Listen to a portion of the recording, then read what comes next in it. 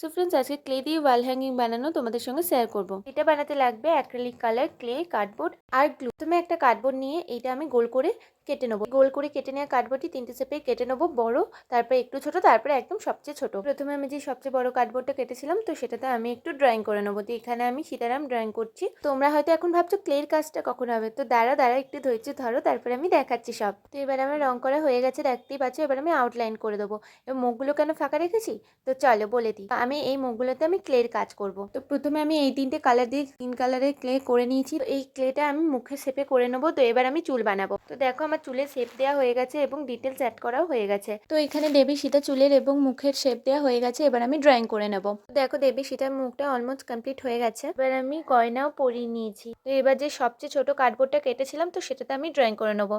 এটা আমি হনুমানজিকে ড্রয়িং করছি। দেখো কত সুন্দর লাগছে, কিউট ধরনের। তো মাঝারি শেপের যে কার্ডবোর্ডটা কেটেছিলাম, সেটাতে আমি রাধাকৃষ্ণ করে নিয়েছি। 3টে শেপের কার্ডবোর্ডে ড্রয়িং করা হয়ে গেছে, আর আমি ক্লে দিয়ে এখানে ছোট ছোট বল বানিয়ে নিয়েছি। এবার আমি সুতোর মাধ্যমে এই 3টে শেপের কার্ডবোর্ডগুলোকে অ্যাটাচ করে নেবো। আমি এখানে সুতোগুলোর মাপ নিয়েছি 3.5 সেমি করে। তো এই সুতোগুলোর মধ্যে যে বলগুলো করেছিলাম, তো সেগুলো আমি ঢুকিয়ে নেবো আস্তে আস্তে। তো এবার দেখো আমি এখানে মাস্কিং টেপ দিয়ে অ্যাটাচ করে নেবো কার্ডবোর্ডের পিছনে। তো প্রথমে আমি বড় কার্ডবোর্ডটা দেবো, তারপরে মাঝারিটা দেবো, তারপরে ছোটটা দেবো। এইভাবে অ্যাটাচ করে দিলেই তোমার হয়ে যাবে ওয়াল হ্যাঙ্গিং। তো দেখো কত সুন্দর হয়েছে, আর এটা আমি নিজের আইডিয়া থেকে বানিয়েছি। তো যদি ভিডিওটা ভালো লাগে তাহলে প্লিজ লাইক, কমেন্ট, শেয়ার এবং সাবস্ক্রাইব করে দেবে।